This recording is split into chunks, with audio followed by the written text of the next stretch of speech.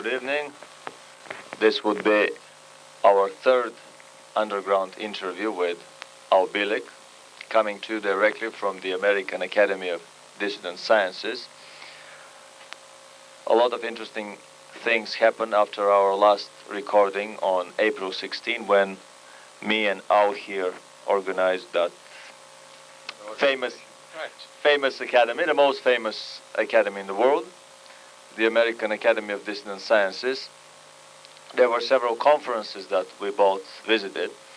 Also, we released the first tape from that recording, the second underground interview with Bielek, which is a discussion on the Philadelphia experiment, Nazi mind control, nukes, saucers and drugs, Illuminati bankroll the rise of the Bolsheviks and Nazis to power and secretly transfer military technology to them.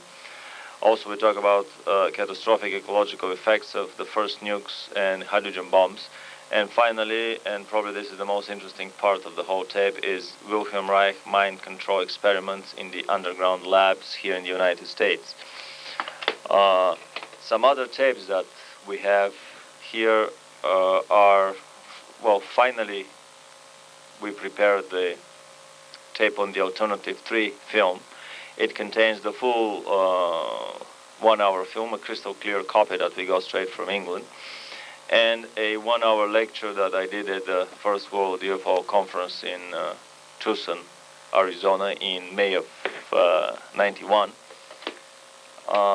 And the third tape that we have here is on my favorite topic, the close encounters of the Foo Fighter kind.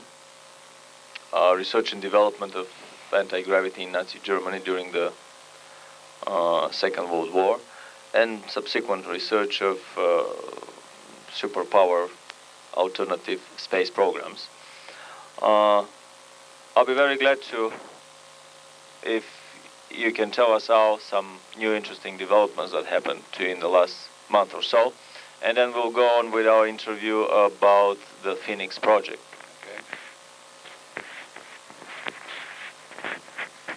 There have been, since the April 16th date, a few more developments. Of course, I've been digging in on my favorite subject, the Philadelphia experiment, and some additional data has come to light. One of the items, which is probably of interest to those who are interested in the movie that was produced entitled The Philadelphia Experiment, finally a copy was sent to me of an article entitled On the Set of the Philadelphia Experiment. And this is a Xerox copy, of course, but it does show that there was extensive work done, about 5 years of preparatory work, including about 6 screenwriters, and they finally came up with the full story as they eventually released it. And some information about the various actors. As the Navy wanted it to be released? Possibly not. They got absolutely no cooperation from the Navy during the days of shooting. They had to find literally a naval museum in the southern states to find a ship which they could shoot on. It was the backdrop for the Eldridge. They did eventually. And of course, when they went out to the other terminal, which should have been at Montauk, but in the movie it was shown as the air base, the old abandoned air base in Utah. That particular location, back in 80-81, I had visited many times, and I had all of the buildings left from World War II, all the hangars, etc. So Doug Curtis comes up to the town fathers and says, we want to shoot part of our film here. And part of the film shows for that we must have burned these buildings down as part of the whole operation. Do you mind? The town father says, not in the least. I'm glad to have you burn them down because we want to get rid of them anyway. So I went over Utah's air base. It finally was stripped of its old air hangars. And when I was through there in 85, 86, I noticed they were all gone.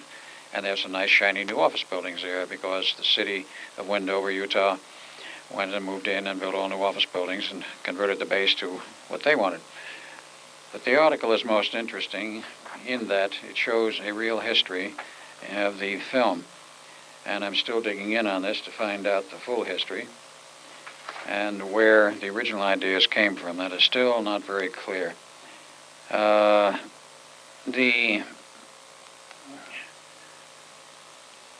title of the magazine here was Historic, and was the August 82 issue, I believe, is what it says down there. Yeah, that's the August 82. Right. 1982. This was actually released before the movie. So it's sort of a historic document, pre-humous, not posthumous. But I found it very interesting that there is some documentation around about the movie film, and I'm still digging in on the true history of the film, how it came to be, and so forth. There possibly may be a second version of the Philadelphia Experiment movie, but that is very nebulous at this time, and many people who claim to have inside information on this, when you get back to the source, they deny it.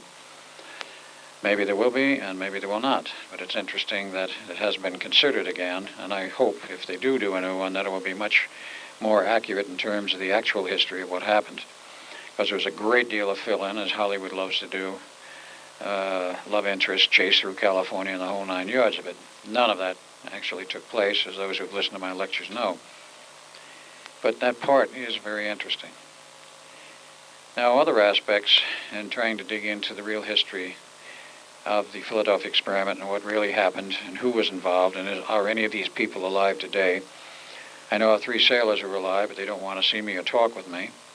One officer, who I've talked with several times in this matter, Alan Batchelor of New York City, has talked, and he does not hide it, but he does not lecture publicly on it because he's doing other things to make a living. I've since found several other people, and until I have clearance to give their names, because they were part and parcel of the Philadelphia Experiment in 1943, until I have clearance, I will not use their names. One of these people is now dead, and I don't think there's any problem in stating that Captain William Harrison was in charge of the actual observership detail, and which 2 separate observerships were used. One for the first test in July 22nd, and that was a smaller ship, and the final test, which was done on 12 August, involved the use of a small carrier, a jump carrier as they called it. And William Harrison was in charge of both of these tests in terms of the observance of what happened and what went on. How did you meet with these people, by chance? Or did they come up No, to some of the conferences? I came up to me at some of the conferences, and I finally was able to meet with somebody who, shall we say, knew the facts, and do not want to name this person because he might be in trouble with his employer.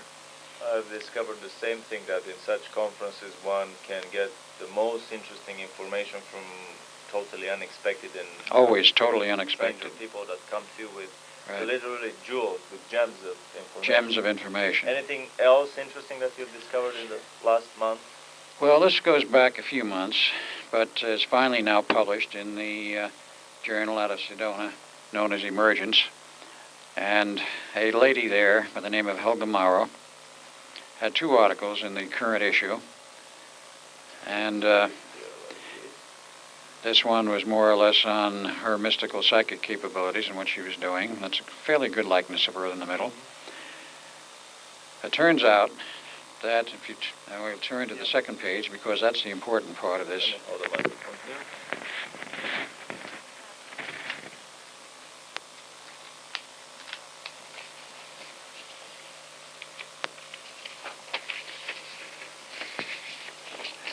Now, this article is detailing the history of a father, Fred A.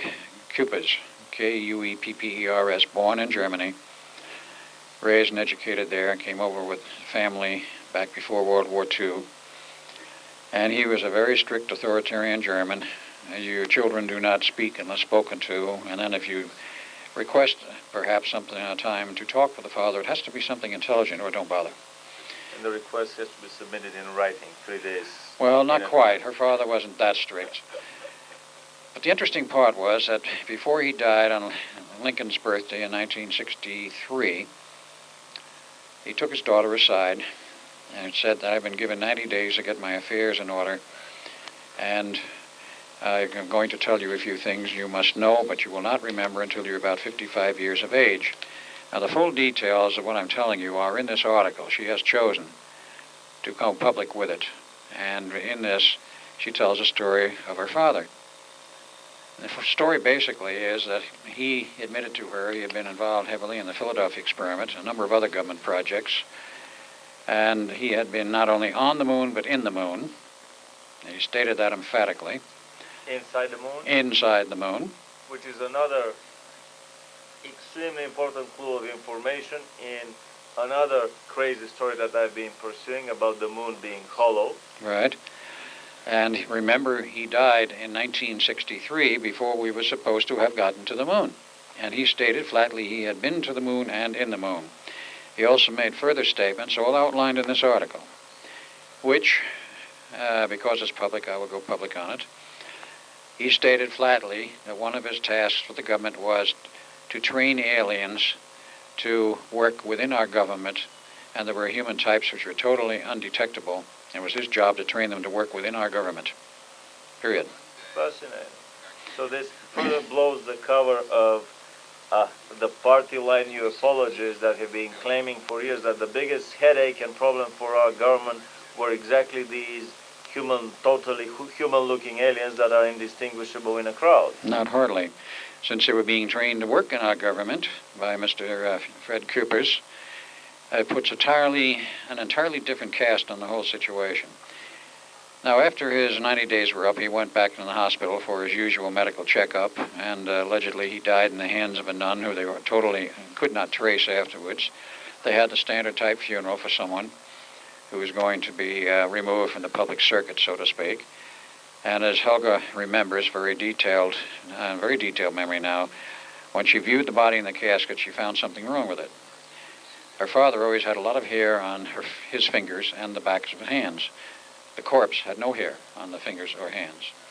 The face looked very peculiar. It looked almost waxen, as if it was a wax mold.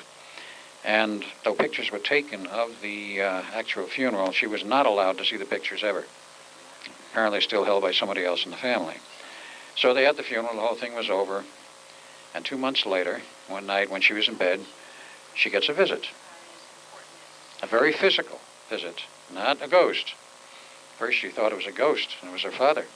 He came and sat down on the edge of her bed, left a normal impression of a person who has an appropriate weight on the mattress, talked with her for a period of time, and told her, he says, you wanted to see me, so I'm letting you know that I am well and okay, and I'm living in another dimension, another domain. He said, it's very difficult for me to come here, and it's very painful to go back. But he said, nevertheless, I wanted to come here and reassure you of a few things. And he says, if you really need me sometime, I'll come back. According to her, he has returned once to her and once to another family relative. I believe it was her mother. So her opinion is that he came as a ghost form and solidified in a material form, or that he secretly worked for a governmental program and was driven by a car one night. He was not hit by a car one night. He went through the normal dying in the hospital, according to the records. And when he appeared to her in the bedroom, he was very solid. You couldn't see through him. He was just like a normal person. He could shake her hand. He could smell the normal cologne he used, the tobacco he smoked. And after about an hour or so, he says, I've got to go now. And he got up and walked over towards the wall and disappeared in a Beam Me Up Scotty number, exactly like Joan on Star Trek. She swore that this happened and that this was the way he disappeared. Now the mystery deepens even further. So he wasn't driven by a car to the place of meeting his daughter, but no. He was beamed down. He was beamed down or beamed through or whatever you want to call it to her bedroom where he could talk with her, and then he left from there to return to wherever he returned to. Now, most interestingly, a few weeks ago, she called me and says, I have absolute proof that he's still alive. I says, what do you mean? She said, I have some technical papers published in Germany, translated to English, of work that he's done with a certain German professor in Germany. There are 3 or 4 papers with his name attached to it, Fred Kutters. She called the head man at the university where he was alleged to be working and asked him, is this so-and-so and so-and-so? Well, yes. Who are you? I'm his daughter. Well, I want to know certain things about physical details. And he confirmed them and said there was no question that this was her father. He says, I'm sorry, I can't tell you anymore. I says, well, I would like copies of certain papers. I says, why? I says, because I want them for my grandchildren's scrapbook. Oh, in that case, you can have them. And she have received them. They were sent to her in the mail, and I obtained copies. They're highly technical papers dealing with magnetometers and magnetic field mapping and magnetic field measurements, all of them in Germany, and all of them taking place in a German university. It's curious because he went through the German university system in the first place. and apparently he's returned there. Which is another little sign that Germany and Japan and Russia and the other superpowers are in on these secret space travels with the stars. They're on to so much secret stuff. Scenario. It's on to so much secret stuff that's unbelievable as to what they've done and what they've accomplished. About his going to the moon, I'm extremely curious. Was he in a cave inside the moon, or was he in a more cavernous internal structure? That I cannot answer because he did not give her any information, merely stated he'd been on and in the moon, and did not elaborate insofar as Helga knows. And I'm quoting, of course, I've talked with her privately long before this article was published and never said anything, but now that it's published, I will talk about it. But it's detailed and it gives a lot of information, background of the family, and a few other things. And, of course, raises the serious question, what did the government really do? Obviously, he was part of one of these protected witnesses programs, given apparently for a period of time a new identity, moved to another location. But now he turns up with his true identity in Germany working at a university, which is even more bizarre. That doesn't normally happen. But these papers were written about 1980, in that time frame, 79, 80. And I don't have them with me, or I could show the titles, but I don't want to create a major furor over this. But perhaps at a future time I can do this. I did not think of bringing those with me unless they're in some envelope, which I can check. But there's a lot of background data there involving Helga, what she's been through. Her memory was wiped and erased until a few years ago, at the time about the age of 55, when she was told, no, I don't have those with me. I got some spare copies for you. Next time. And she has been thoroughly involved in trying to find out the real history of her father. And she is finding out more and more. And her memory of those periods, that period of time when he told her so many things and said, you will forget this until you're about 55, then you will remember it and you will also become one of the world's greatest psychics.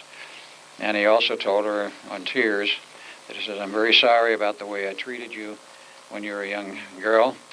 He says, I had to do that to be stern.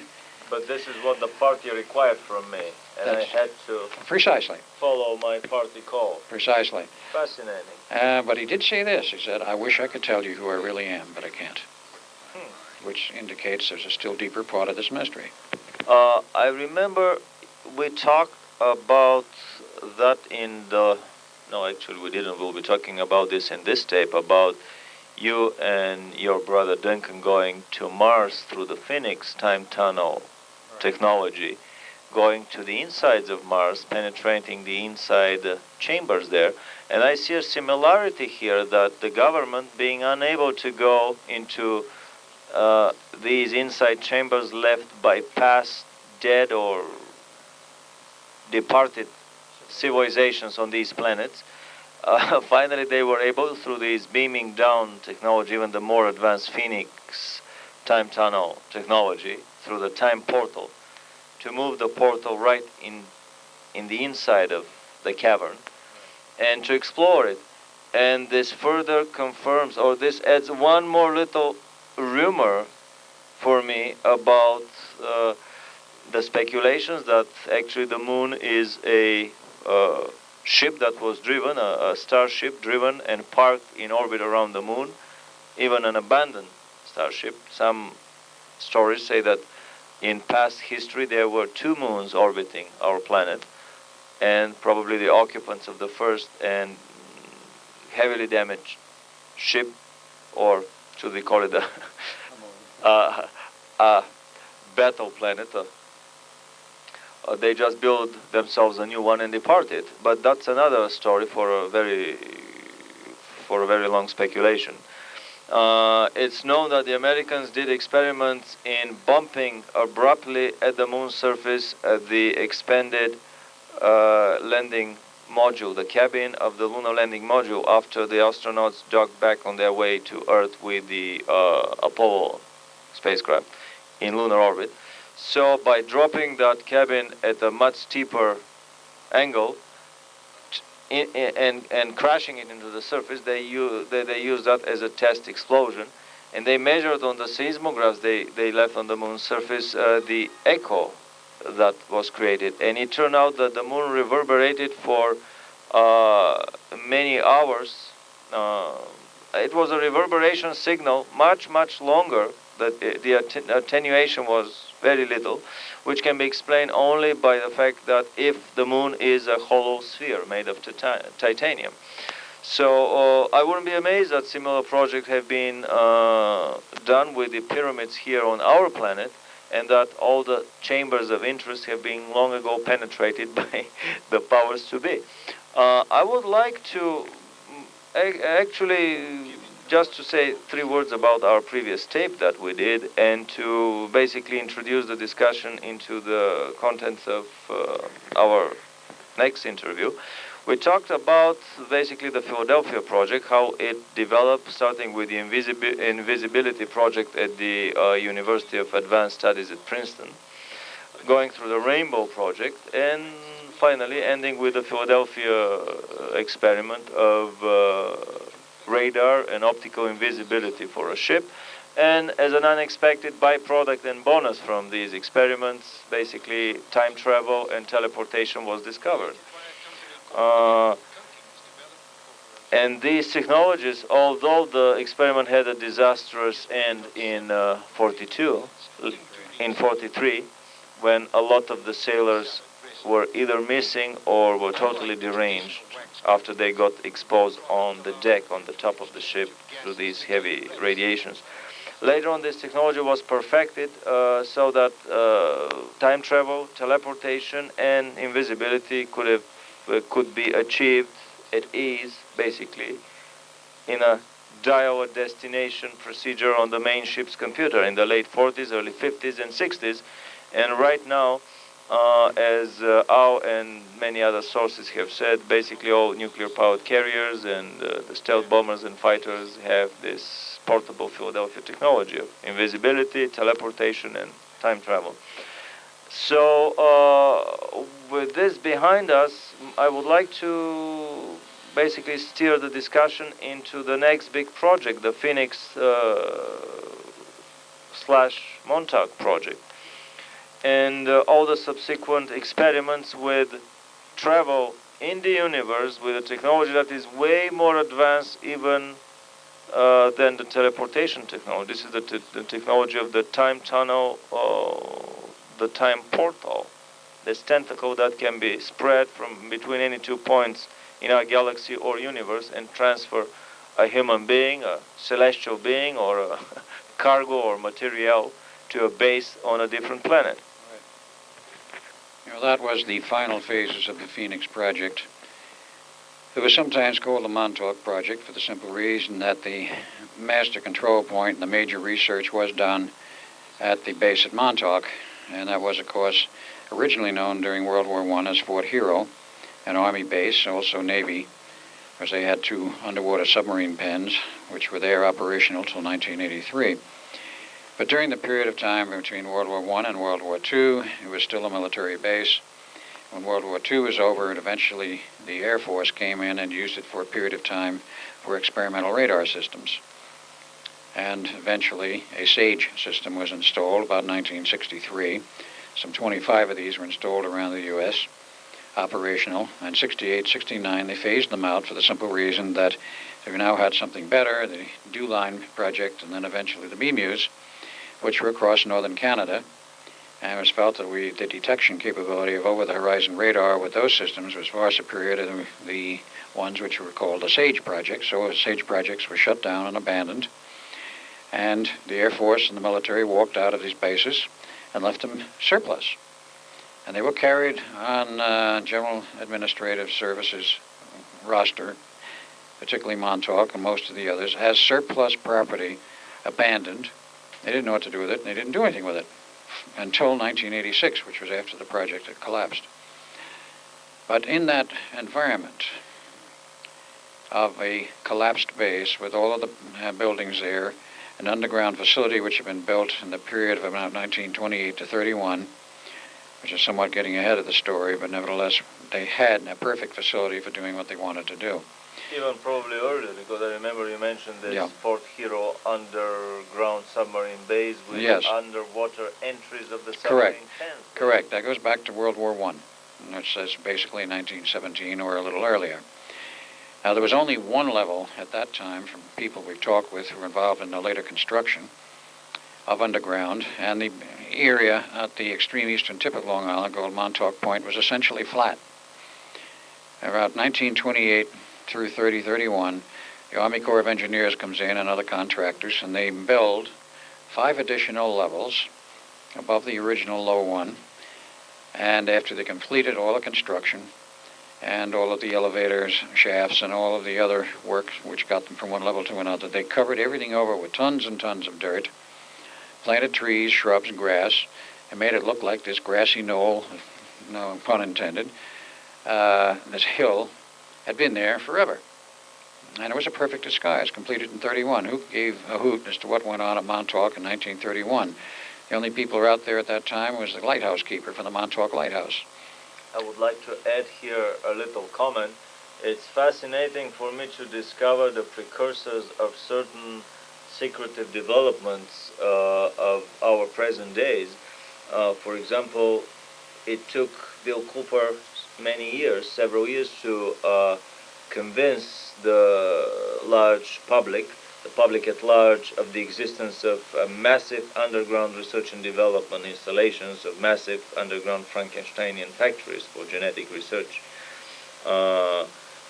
But we discovered that, I was astonished myself to discover that similar massive underground facilities existed in Nazi Germany 50 years ago.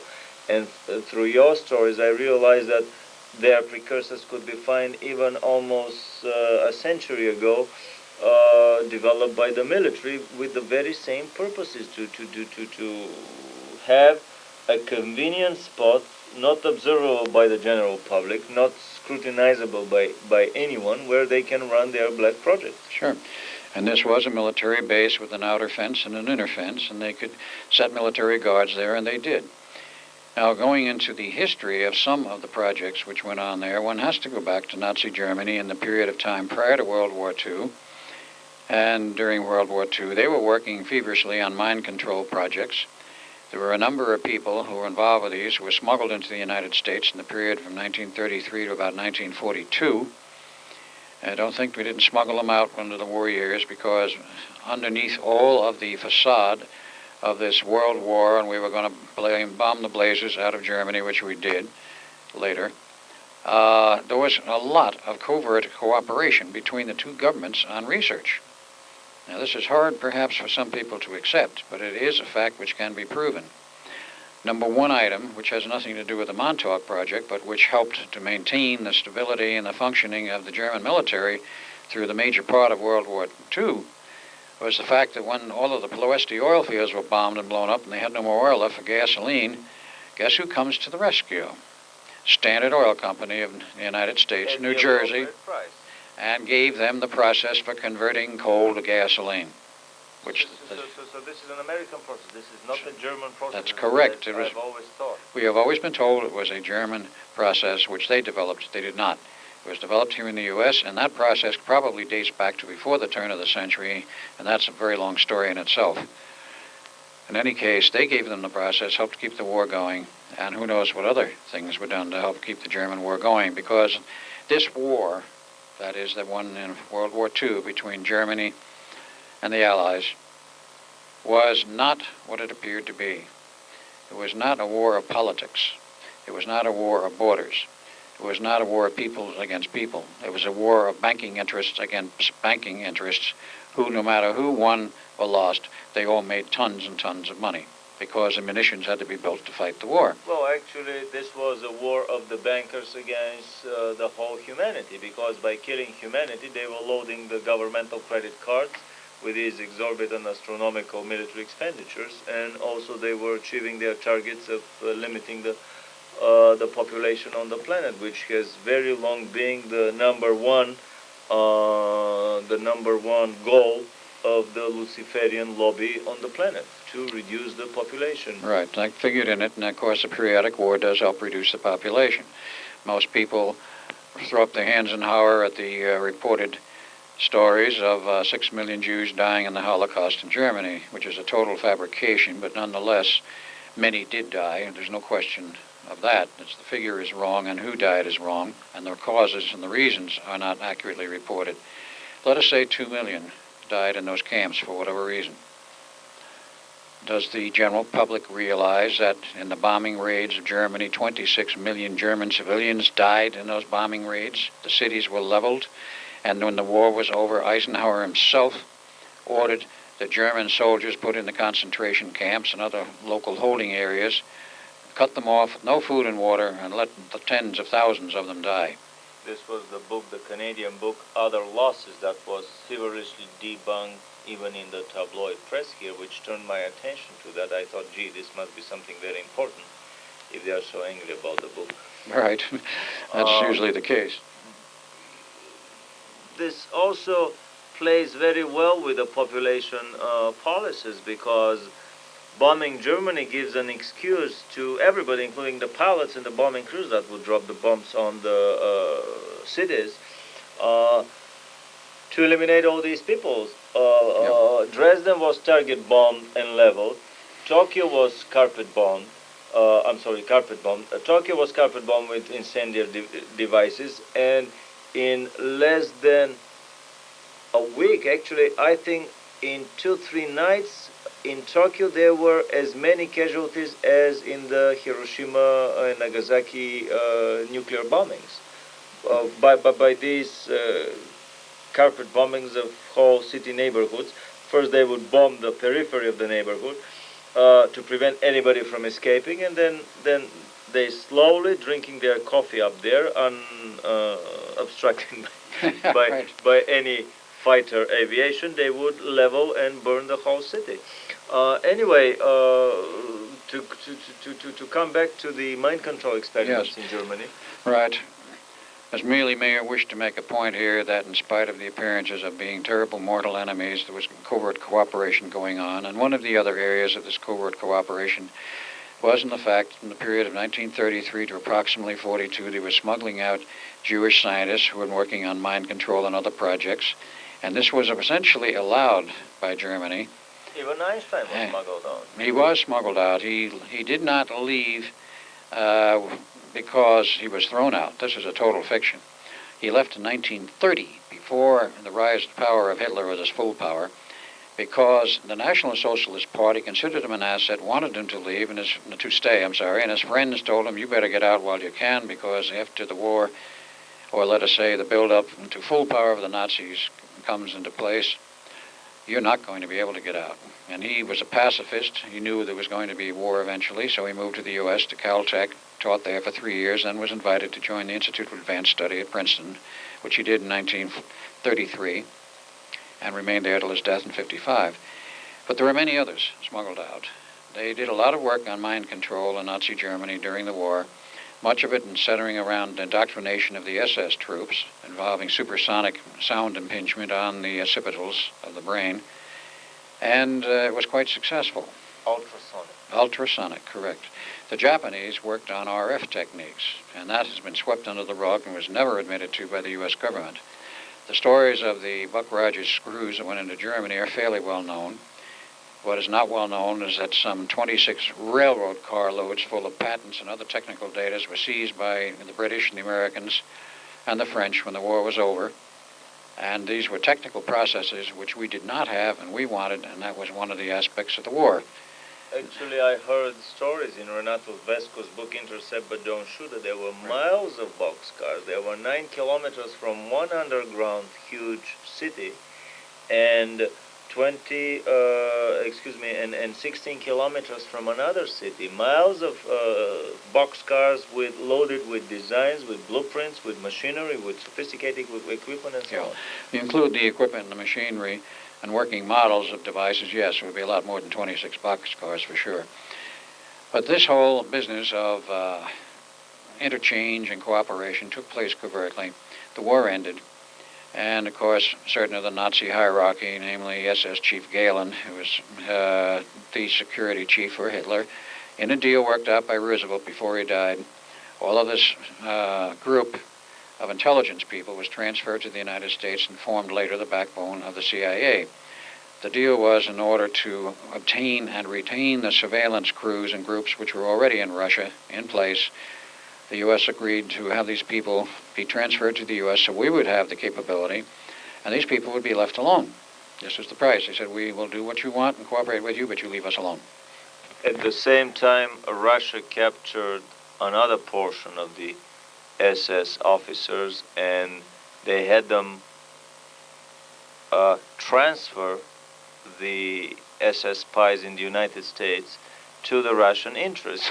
So basically, the very same things have been going on both sides of the curtain, which was a Mickey Mouse curtain to start with. All right, now let us get back to the technical side of this. And to the Phoenix project. Right, these people, the scientists from Germany, were held in hiding, so to speak, while the war was on, and when the war was over and 47 rolled around, they went to work for a U.S. national laboratory called Brookhaven National Laboratories at Brookhaven, Long Island. And their first and primary project there for many years was mind control. They worked on this for some 20 years, up until about 1968. Now, since Brookhaven is a national laboratory funded by tax money, they must, under law, report what they're doing in all departments and all projects once a month. Who's on them, what they're doing, what they're accomplishing, what they're not accomplishing, and whether they're going to cancel a project, whatever, the whole 9 yards of reporting of what the activities of that laboratory is, or any national laboratory in the U.S. that's receiving tax monies. So this went on for about 20 years. In about 1968, somebody started reading these reports in Congress. Finally, after 20 years. And they looked at this stuff and they said, mind control? They're getting results. They might use this stuff on us. Cancel the project. The project was canceled, and the orders also came down that these scientists who were working on the project would be moved out of Brookhaven, and they were.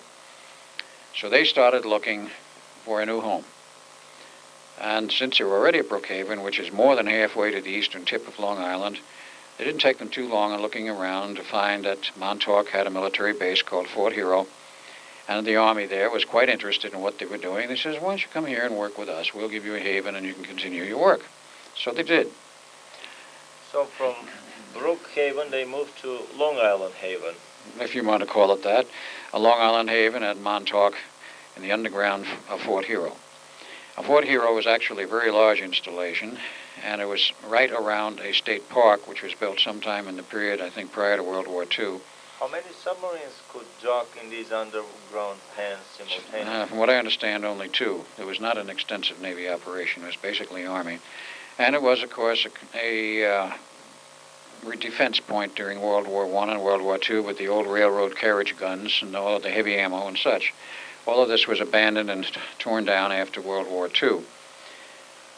And the radar came in with several systems, and then the Air Force moved in and took over some buildings and did continuing radar work, experimental, and built the SAGE system, and then that was eventually scrapped in '69. Now, it was interesting to note that the people from Brookhaven, the Jewish scientists, and those related to them and working with them, moved out to Montauk about '68, and the base was then formally abandoned by the military in '69.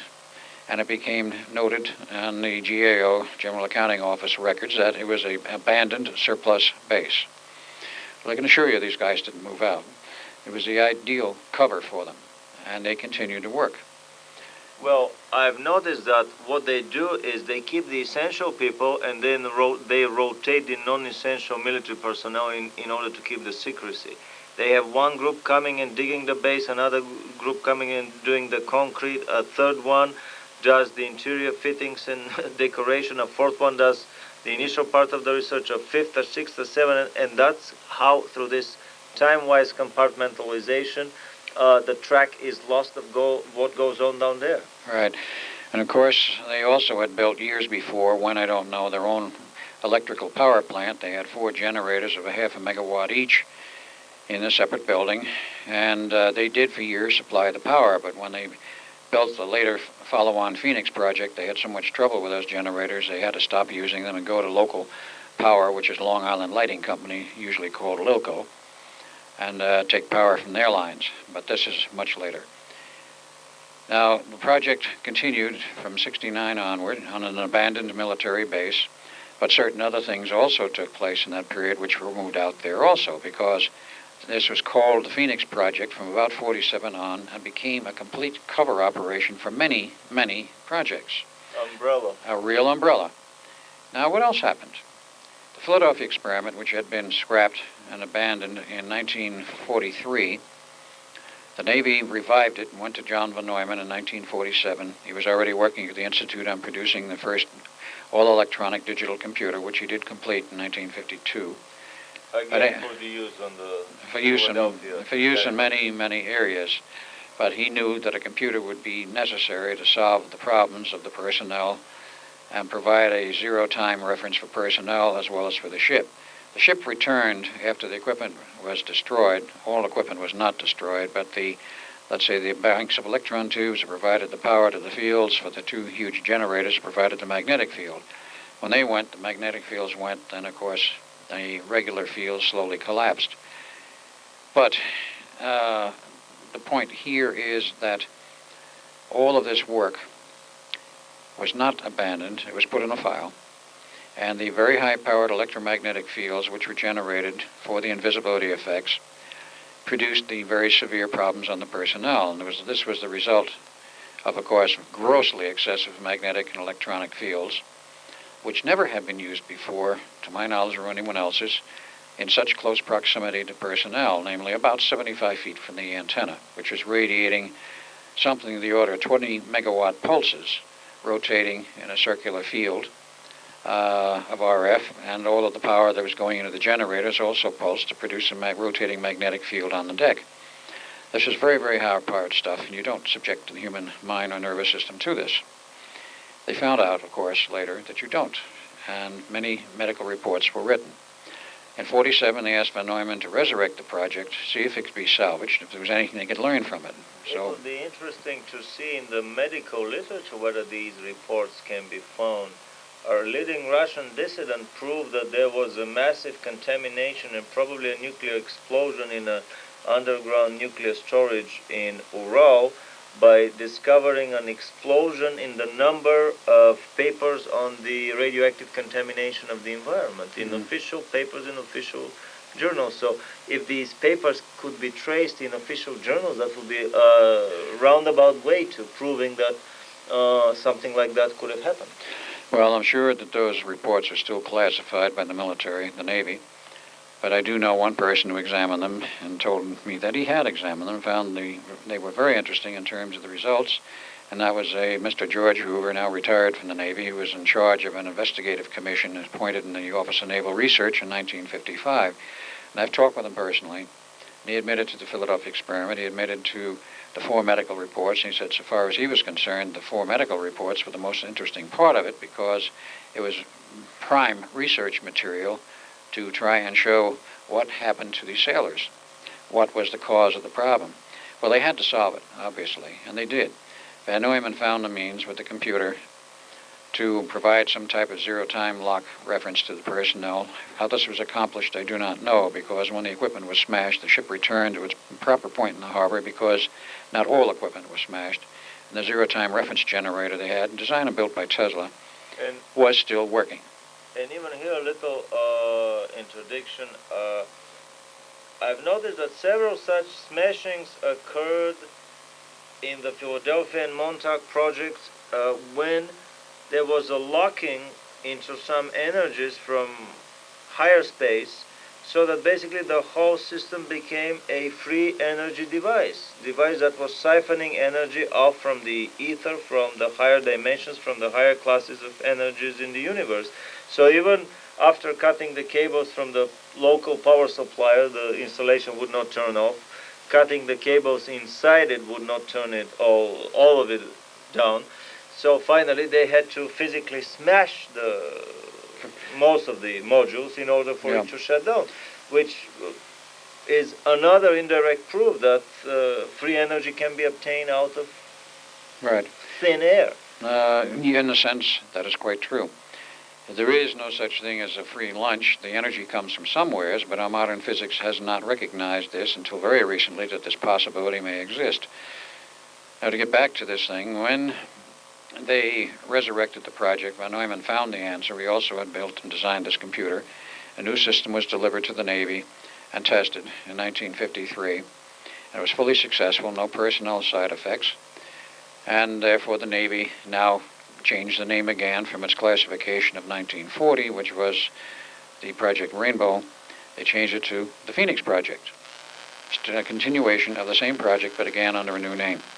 The Phoenix Project became an umbrella for many, many things. Now, of course... Can you name a few that are just Oh, yeah. the most important ones? I can. But I want to show the time frame of what happened here to this. So they continued onward after 1953, and of course it went through many generations, and the equipment became small, almost portable, and still worked, and worked very well. How portable? Down to the point, attaché case, down to attaché case? down to the size of essentially of an attaché case in the latest systems.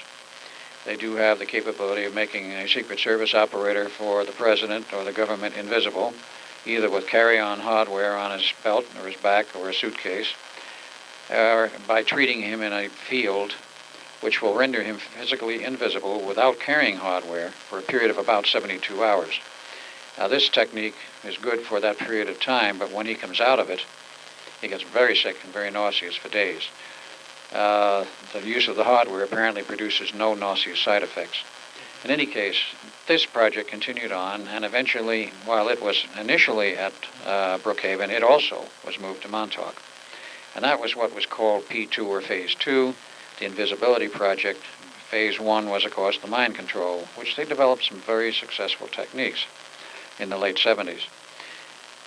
The Philadelphia experiment hardware and process was continued, and they became very successful with that. It is now installed on all of the supercarriers, all of the fighter aircraft, both Army and Navy, Israeli fighter aircraft, and the B-1 bomber, the B-2, which of course is a stealth bomber, and it is very successful. They've made attempts, of course, with the B-2 to make it radar nearly invisible by means of a special absorptive coating. A coating is so damnably heavy that with the normal jet engines, and they have some big ones in it, that aircraft is subsonic. It cannot go supersonic. So they since, according to rumor, in quotes, outfitted some other special drive engines, ET hardware, if you will, or our own government's developments in those directions, where it makes it a TOV, a transorbital vehicle, which doesn't go out into space. According to the public record, only one B-2 has been built because of the unbelievable cost. The research on that thing cost billions upon billions of dollars. I understand $22 billion total. And they figure to replicate it today will cost about $1 billion per copy. And the government is tearing their hair out about it. They're thinking they're going to scrap the project. Well, of course, that's what they tell the public. Who knows what they will do. But that's only one of the side aspects. The real main factors of what went on at Montauk were Phase 3, which was, of course, the development to a much higher degree time travel, which was discovered by the Germans in 1945. That process was removed, and the war was over and went to Montauk. And even prior to that, Dr. John von Neumann had created a time machine. There was no problem in doing this because the technology for the Philadelphia experiment was so similar that it only be carried a little bit further with certain controls, and they had a time machine. But there was a separate time machine installation that was not using the ship's No, coil. it was totally separate. It was fairly small, and von Neumann did this on his own at the Institute, under the nose of the Navy, without letting the Navy knowing what he was doing. And of course, he was not working for the Navy, he was working for the Institute. His time machine hobby, his little hobby. His little hobby. And he said when it was ready, well, let's go in 50. yeah, well, Edward, which was my name then, he says, let's take a look at what's going on in the future. I want proof that you were back there and that you really talked to me 40 years later. So I made a couple of trips back and forth. I don't honestly recall how many.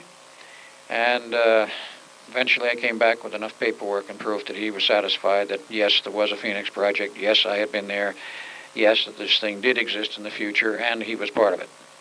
Going to be, that is, from his viewpoint in 43, 44.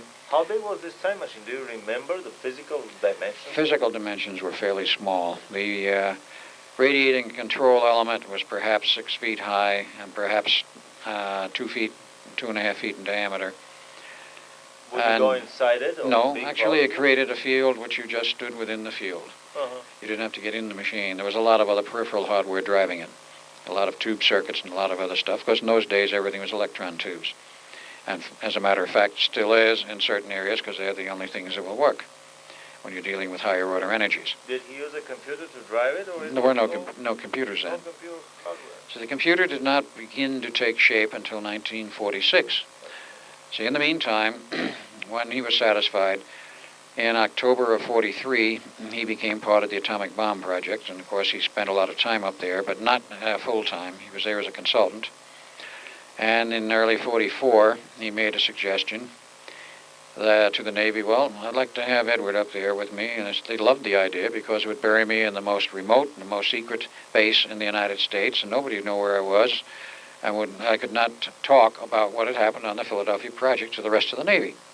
And the few people up there had such a high-level clearance, if they believed it, they would ignore it anyway. Because they already knew about it. Perhaps so. Because my research has shown that at least 2 Air Force officers knew all about it at the time it was going on for various reasons.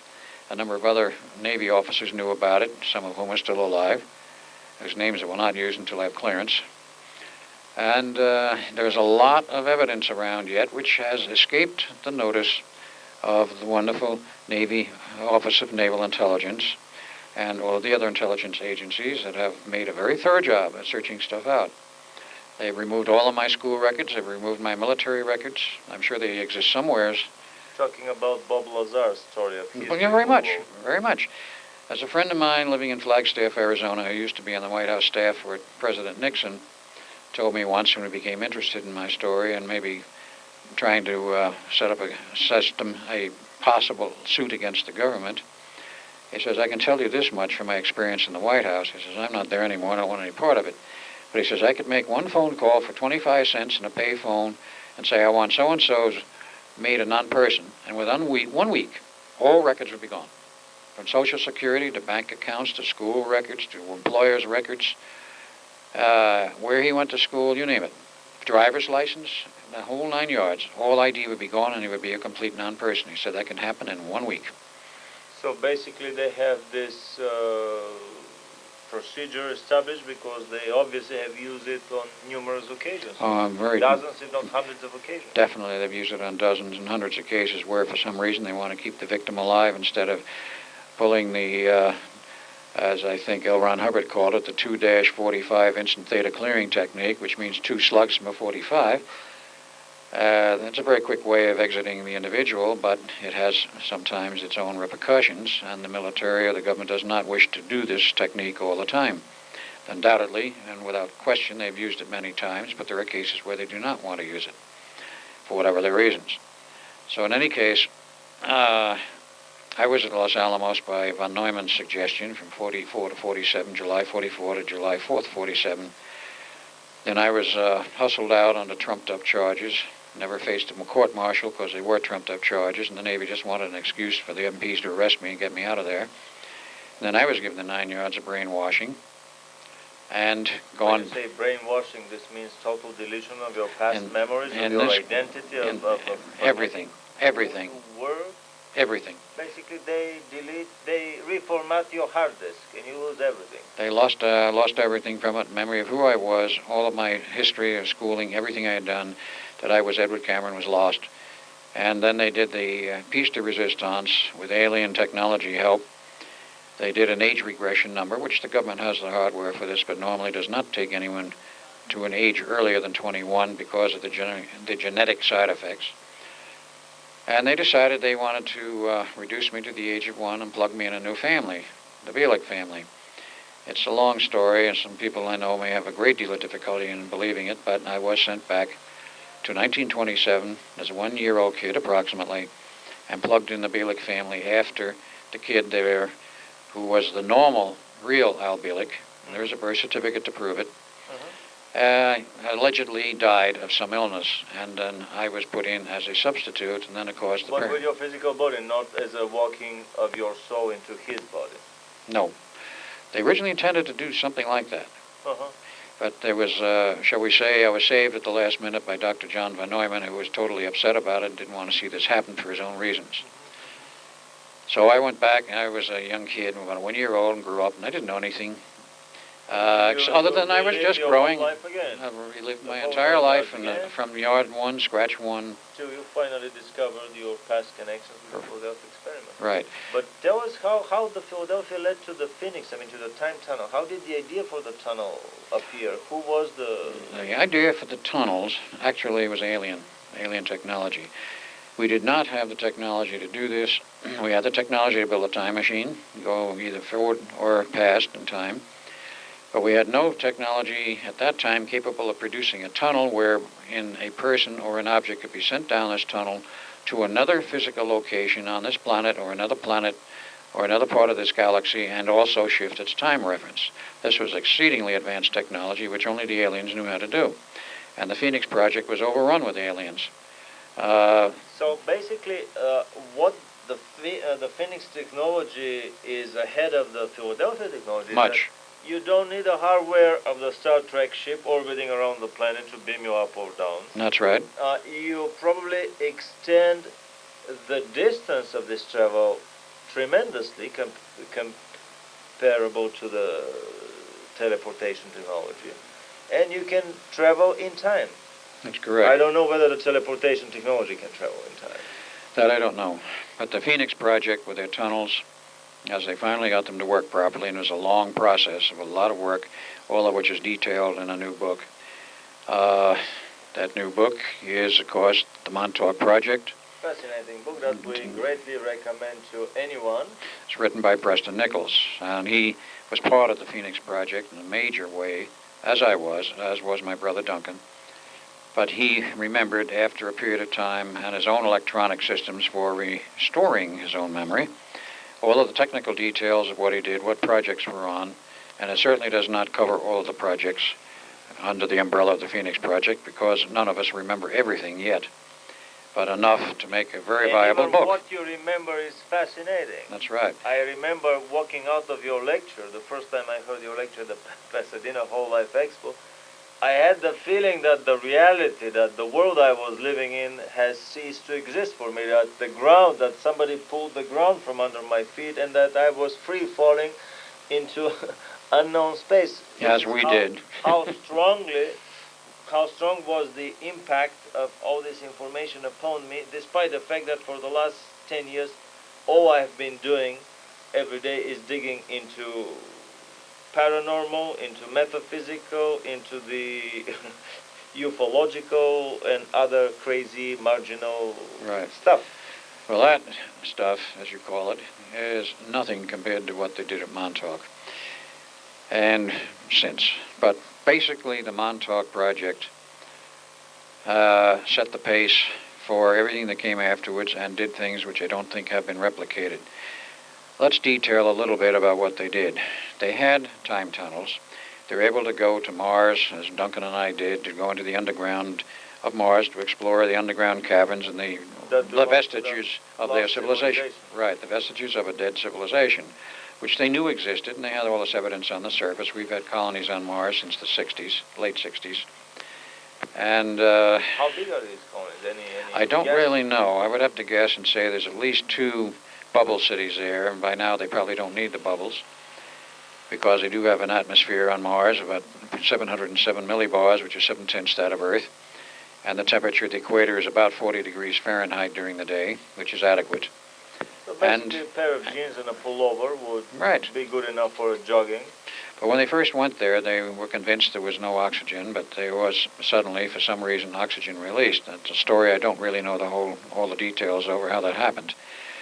But in any case, there are colonies on Mars, and they found monuments, like the famous face on Mars, the pyramids, and they knew there were entrances through them, and they could not break through because these were so huge and so heavy. They did not have earth-moving machinery of adequate scope to break into these things. So eventually they called back by radio to Earth and says, we got something up here. We know there's an underground here. We can't get into it. Have you guys on Earth got any suggestions? They said, yeah, we'll look into it. And they went to the people running Montauk, which basically was run out of Lincoln Labs, MIT, Massachusetts, by Dr. Herman C. Unterman, who was the project director, manager. And they decided that, well, yes, we can undoubtedly get into the underground of Mars, but they radioed back, we need some coordinates of the sections you wish to have explored. And they got those, and they put them in the computer, and what they did the first time was they sent a camcorder, TV camera, through there, operational, and put it in through the time tunnel to see whether or not the thing got locked up in rock or came out in a free cavern. It came out in a free cavern. If you're locked up in rock, can you send the camera close to the rock to see the rock wall in front of you? Well, the problem is that the way those time tunnels worked. Or you may fall out of the tunnel. You come out of the tunnel, embedded in the rock, and you become embedded in whatever's there, if there's anything there for you to become embedded in. You will not bounce off the wall. So in any case, they found they were clear, and then they sent a crew through, Duncan and myself, and there have been other crews since. And a lot of exploration was done in the underground of Mars to find... Who was psychically manipulating and controlling the tunnel when Duncan was up there? Somebody else, probably. No, there was not another human operator required after the first trip. The reason was that all of the coordinates and all of the basic information, the psychic information, which was used off of Duncan, was recorded on a tape recorder, very exotic one, of course, and all of those coordinates were then restored. And, of course, they could make course corrections for the movement of the planets. That was no problem. Compensation. Total compensation. And what they did when they wanted to go again was they would just push the button for the tape and the whole system, and when they got a green light that everything's go, we went in the tunnel. Tape, right. The underground caverns. Right. So we went. We made, I believe it was 2 authorized trips, and we went on our own with 2 unauthorized trips, because all we had to do was put the reel of tape in the machine and plug the button. And when it lit up green, we went. And go on a joyride. And took a joyride to Mars. So what did you discover in the underground base? Oh, we discovered huge amounts of religious artifacts and statuary, large numbers of files, which for some reason Duncan could read. And we found paper on. They were on some type of metallic leaf that looked like paper, but it was indestructible. And we found other hardware and machinery. Eventually, we found their power system was still workable, and we just had to find the place to turn it on. So we had artificial lighting, their own, in the underground after this, I think the second trip. First trip, we had to take our own lighting. Well, we found. Did you see any sculptures or photographs of these guys to tell us how they looked? Were they human in size and appearance? They were very human in size and appearance. They were basically the American Indians. That was where the American Indians came from, Mars. But much prior to that, about 300,000 years ago, is an estimate. It's not necessarily an accurate date. So statues, they were taller then, and... how taller were they? The statuary ran about 7, 8 feet. So the inhabitants at that time were taller than they are now on Earth, because they had a somewhat weaker field of gravity. I've read from many contactee sources that the intensity of the gravitational field of the planet, basically Billy Meyer through his Pleiadians is the main source for me. The intensity of the gravitational field of a planet decides the height of the beings living on that planet, and this height can vary anywhere from the dwarfs of few inches to giants of 10, 15 meters, which is about 30, 40 feet. And speaking of that, of course, we have legends from the past history of Earth, and the bones have been found and well hidden, of course, that giants 15, 20 feet high. Humans, giants, and we don't know how they could have lived and survived. And of course, this question has been asked by many people, archaeologists, zoologists, whatever. How could these huge dinosaurs have existed with their mass? They didn't have a sufficiently strong bone structure to support their weight and mass, assuming our Earth's gravity was then the same as it is now. So it is not. Martian cavern. It was not. It was about 0.3, a couple 150 million years ago. It's back to the Martian caverns. We took out what we could. Then we were discovered that we had made a few unauthorized trips, so we were pulled off of it, and other crews were sent. How about I remember that you were telling me some time ago about this strange gold that was several times heavier than normal gold. According to Duncan, and that's the only source I have on that, there was some 15,000 metric tons of gold which were brought back from the underground of Mars, and it had a density factor of something like 5 times Earth gold. Were you able to measure these? I don't know how they measured it. Tons? I don't know how they measured them after bringing them back to Earth. I'm sure it was after they brought it back. But that's the story he tells and that he remembers. I have no recollection of that. It might have been that he went on a later trip that I didn't go on and he saw the gold. I did not. No skeletons? No traces of war or fighting? No skeletons, nothing there. There was very clean and aseptic, you might say, in the underground. They took care of the last of their bodies before they died because we estimate that the last of this Martian civilization that moved underground died out perhaps 10 to 20,000 years ago, and that, of course, is a rough estimate. But they died out, and apparently their systems were put on a timer or they had automatic shut-offs, and eventually all the power shut off. The only thing that kept going, and this is a very strange item, is the radio transmitter in the face on Mars. Now, NASA has commented on this. So they're receiving a weak signal. Is that true? Yeah. That transmitter, though very weak, is still transmitting, and NASA could pick it up. But that was the end of our Mars escapades. And we came back, and Duncan and I were split from working together because there were other people who had other projects in mind for him and myself.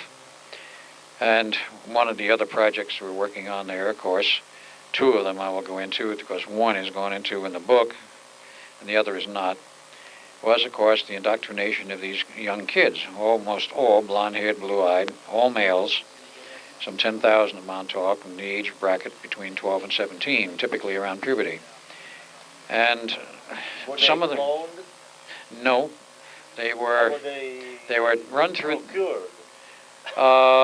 Some of them, the later ones, were procured as street kids through the time tunnels from other parts of the U.S. because they wouldn't be missed, being street kids.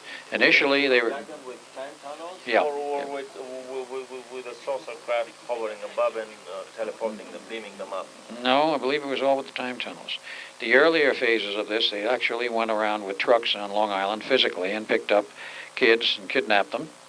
And, of course, there was a hell of a furor over some of the kids disappearing on the island from the families. And what they were doing was they would put them through initial processing to see if they were suitable for the project. And when they got to a certain point and they realized that they were acceptable, they were given a very heavy Reichian programming. And the Reichian programming in the earlier stages was purely physical, psychosexual. And for the sake of the sensitive hearts that may be in the audience, I will not detail it exactly, except it was a fully homosexual procedure. And later on, because of the fact... It was using the pure orgasmic state. Exactly, the pure orgasmic state, to transfer the program from the programmer to the programmee, which was the kid. No hardware. No hardware in the early phases. Too many kids died from this procedure, and I, among others, screamed bloody murder and said, you've got to change this procedure, and it was eventually changed to an all-electronic procedure. What did they do with these surplus kids? Surplus kids that didn't make it? They threw them in the vault on the underground, and the time when we left, there was about 400 bodies buried in that vault. Huge steel vault with a very large lock, so nobody could get in there without the right combo. By the way, Preston Nichols, in his book, The Montauk Project, again, the book here, he's talking about the skeletons that were cleared right before the base was abandoned and the entrances were concreted with concrete. That may well be. I have no idea. What were these kids intended for? That's what we're still... Time, for the future? That's what we're still trying to find Where out. did they end up? Did they send them, shoot them in the future for some missions for the... We believe most of them were sent into the future. And there are some clues to indicate that many of them wound up in the time frame of 1995-96. And they had an implanted program, which in essence said, you go about your normal life wherever you are, and when we want you to do whatever you want, we want you to do, a radio signal, actually not pure electromagnetic, but second-order scalar type signal. Which would be a telepathic signal. Exactly. Undetectable, but by any of the conventional hardware. Right. And these individuals would pick up the signal, and if they were tuned to the coding in the signal, they would hear a message, and Preston proved this with hardware which he's resurrected and tried it himself. They would get this message. If you hear this message, call such and such phone number. Telepathic message right in their head, without any hardware, without little bug into their brain. Right. Directly into their telepathic antenna. And the range of this transmitter is enormous. Preston rebuilt one based on the data he had and the information, and put a message on a little tape recorder and fed it into the modulator. a 250-watt transmitter, which is not very high-powered, put it out in Long Island in a friend's large yard, and put it on run for about, I think, 72 hours. Maybe not continuously, but over 3 days. And the message was, if you hear this message, call such and such phone number. Well, Preston did not himself receive these calls. He set it up with a friend who had the phone number and, of course, a tape recorder on that phone. They received over 600 phone calls from the entire East Coast, from Boston down to Florida, on the basis of a small transmitter. So with that, Preston proved that this sort of a system could be done. So you go call the number, and you probably get the rest of your instructions, or maybe you get told to go to such and such place for the final indoctrination. Yeah. Who knows what? But this is the way they did it. Get the final triggering that will trigger out the whole program. Exactly. A very interesting parallel here with the abduction victims that are implanted in this country. My firm belief is that these victims are abducted by the government, by our own patriotic American government, implanted, and depending on the different stories and rumors, between 1 in 40 to 1 in 10 of the American population have been implanted. Right. This may be another and more primitive system that requires a physical implant, a physical microchip in your head, in order for them to communicate with you. But many, I see here parallel stories. Many of the implantees have been told, have been prepared with some programming that is hidden very deep under many blocks, under many subconscious blocks that cannot be accessed by the by any normal means, by any normal psychoanalysis. That's what they tell us. Maybe right. They do, but they don't tell. But anyway, there's an interesting parallel. These people are prepared for some eventual end times or some eventual grand finale of this 20th century scenario. Could well be. There were some 10,000 kids who were processed through Montauk. We know this from the memories and some indication of a few of the records which have survived. And there only one of the one of 25. And we extrapolate that they probably treated some 10,000 on each one of the other 24 bases. So you have the possibility here of 250,000 kids in or around puberty being so treated and brainwashed and given these instructions in their head, then sent off, maybe to their own time where they'd come from, and maybe into the future. No way to know, because those records are still sealed somewheres. 250,000 kids as a number may sound too large and shocking, but anyone who is willing to spend 5 minutes calling the milk carton 1-800 number for the missing milk carton kids would get an estimate, a rough estimate. The first call I did to this number, I was told by a lady that she said, well, we never had them totaled, we never had them calculated. Well, give me an educated guess. This is the first time I call you. Probably work on the project for 5 or 10 years. Yeah, 5 years. So what's your guess? Well, she said 200 to 300,000 a year. I thought that she would say 20 to 30,000 a year. So, a year. So over several years of period, there won't be any problem at all to come with these 250,000 surplus kids that would be sent wherever needed, right, wherever required by the party. And we do know that a few of the kids were pulled out for special projects, and there was an attempt made on certain ones to develop extremely high-level psi abilities. One part of that project that I was in charge of was canceled. The Boys from Brazil scenario, something like that, right. And another part of the project which was ongoing was, of course, the one of attempting, as they've attempted for a long time, to create a crossbreed between humans and reptilians. And there's a formal name for this project. It was called Project God's Edge. God's Edge? Edge, E-D-G-E, mm-hmm. God as it's normally spelled. I won't use the name of the man who is in charge of this project because he is still working for the government, and he is a friend of mine, and I don't wish to cause him extreme embarrassment or trouble. On the cutting edge of godly genetics. Yes. Outdoing the Creator, outperforming the Creator in right. every perceivable way. This is the motto of the Luciferian hierarchy on the planet. Right, and the aliens, that is the Orion Group, the Draconians, the Leberons who had the technology, plus the Syrians who now in there very heavily, all had this technology. You knew how to implement it. They knew that we were sufficiently advanced to build whatever they gave us instructions to build, which is what we did.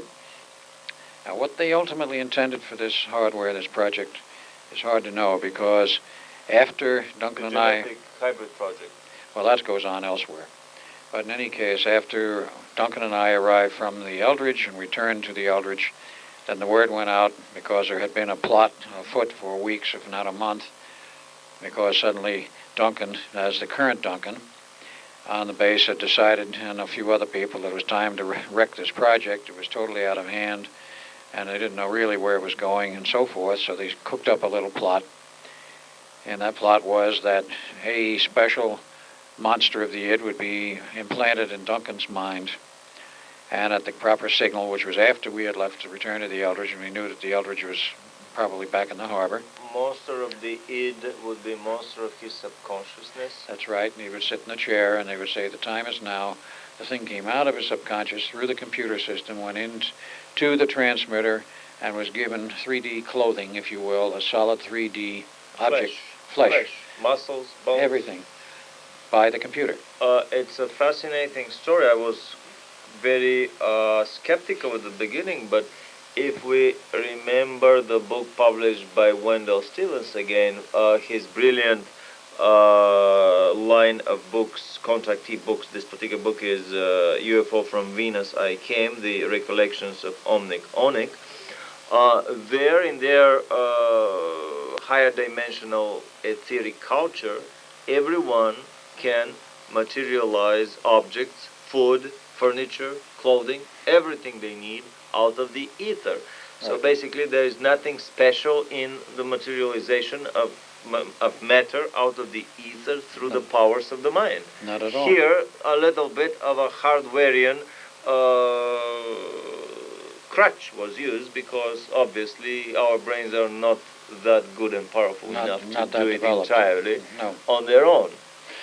No, the image was created and processed by Duncan, and the machine took the rest of it and gave it a solid 3D clothing. And this, of course, goes back a few years to some of the early experiments at Montauk, wherein they actually had done, before the time tunnel project actually came into being, were doing some experimental work in which they attempted, whether it was Duncan or one of the other psychics, would sit in a chair, visualize something in their mind, and on the base somewhere, this visualized object would materialize solid 3D. Not a holographic projection, but solid 3D. You could go up and hit it and whack it like a table or a chair. And sometimes when you shut the transmitter off, it disappeared, and other times it remained there. I bet the base was full of surplus pin-up, semi-nude models that these guys were fond of visualizing.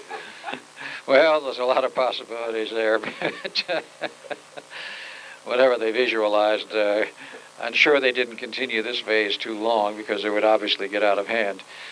But nevertheless, they proved a point, and that they could do this. And this was the first time that we know of in history where a machine could be used to create physical matter out of a person's mind. Out of a person's mind. And that was a real major milestone. From that, of course, later came the time tunnels. To step back, just a little side question that actually is related to one of my speculations and dreams. I thought of, would it be possible to make a copy machine, a copier, a Xerox machine that would be able to copy one physical object into another? You put a gold bar or a VCR in the original chamber, and you push the copy button, and in the copy chamber you have the total perfect material image, working image of the original copy. Do you think that with this technology such a thing may be possible? Because if you can materialize a body using the fuzzy blueprints in someone's head, I think it would be far easier to make a copy of a VCR using the concrete dimensions of an original other model. But think of all of the people who would put out of work. Exactly. And of course, if it were gold bars or silver coins and they were replicate them this way, it would be a total debauching of our currency and of our economy. Now, I don't think it was ever carried to that point. To my knowledge, they never used it for duplication. It was done as a point to prove that you could physically create something out of the human mind. Fascinating. I remember another interesting story that came to me through Hal Wilcox, a very interesting contactee that I've been associated with for a very long time here in Los Angeles. In his visit to a planet nearby, it's about 5 light years away from our sun, the planet Celo, around a Barnard star. I'll hope that I will be correct here about the star. Anyway, on that planet, Hal observed an assembly line for producing a flying saucer, which was a very curious vision. I mean, a very curious show happened in front of him. It was an assembly line of something like cookie shapes that were in the form of seashells, of oysters. I mean, the shell oyster, and they would open, and then something like a dump truck or something would empty trash, metal scrap. Basically, a dump truck would empty the trash inside the shell. The shell would be closed, then some vibrations and some strange noises would come out of it, and when the shell is open again, there would be a gleaming, perfect flying saucer inside the shell. This may be another advanced alchemical technology of basically retransforming the elements and the elementary particles constituting them from the trash into the necessary metal shapes and profiles and the whole working mechanism of a flying saucer. So basically, these things are probably possible somewhere in the universe. Well, it reminds me of a movie done by Spielberg some years ago entitled Batteries Not Included, where they had miniature UFOs flying around and one or two of them got damaged, so they went to the junk heap of somebody's garbage up on the top floor and actually the roof of an apartment house, and pulled all kinds of pieces of junk out and pounded them together and repaired their ship. Of course, it was a little miniature thing, perhaps 12 inches in diameter. But it was a curious idea, a nice touch that Spielberg put in there. So back to the Phoenix Project and the materialization of material objects out of someone's mind. Well, would you tell us what happened later? How did these things... Actually, we were approaching that story of the monster, when the monster got out of the... Well, basically what happened was in the final phase, when the group who decided to sabotage the station knew that it was cleared and it had to be done at that point, they gave the instruction to Duncan, the time is now, so the thing in his subconscious went into the transmitter and it created this huge monster. It looked like a Sasquatch. And it was reported as being anywhere from 12 to 30 feet high, depending, I'm sure, on how terrified the observer was when he saw it and how fast he could run. But this thing went around in late afternoon, apparently, on the base, smashing buildings, tried to get in the main radar tower, which was reinforced concrete and steel and very strong, could not get into it. The monster was probably trying to beam itself up and away from our planet. No, apparently it wasn't intelligent enough to do that. But it was just apparently programmed to kill and to destroy. And it did kill a number of people on the base who were walking around. It picked them up and against the wall, and that was it. Squish. This thing was unbelievably strong. And if we assume 12 to 15 foot height, which I think is somewhat within reason, he could undoubtedly do this readily. But this thing kept running around amok. The station master, who was then Jack Pruitt, and the co-station master, who was Preston Nichols, knew what was happening and decided they had to end this thing. They went for the main power switches, Wilco providing in those days the power, tried to remove the power by pulling the switches off, and they were frozen, just like on the Eldridge. So they then decided to get some cutters and went and cut the main power cables coming out of the transformer network, the transformer mini station they had there.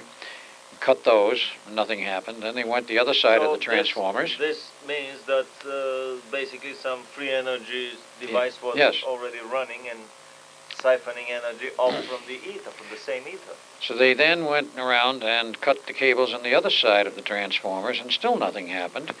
And then I understand, according to the dialogue in the book, Preston says, well, let's go digging and see if there are some hidden cables. They did find some. And they cut those, and then the lights in the station went out, but the transmitter kept running, the computers kept running, and everything was running like nothing was wrong.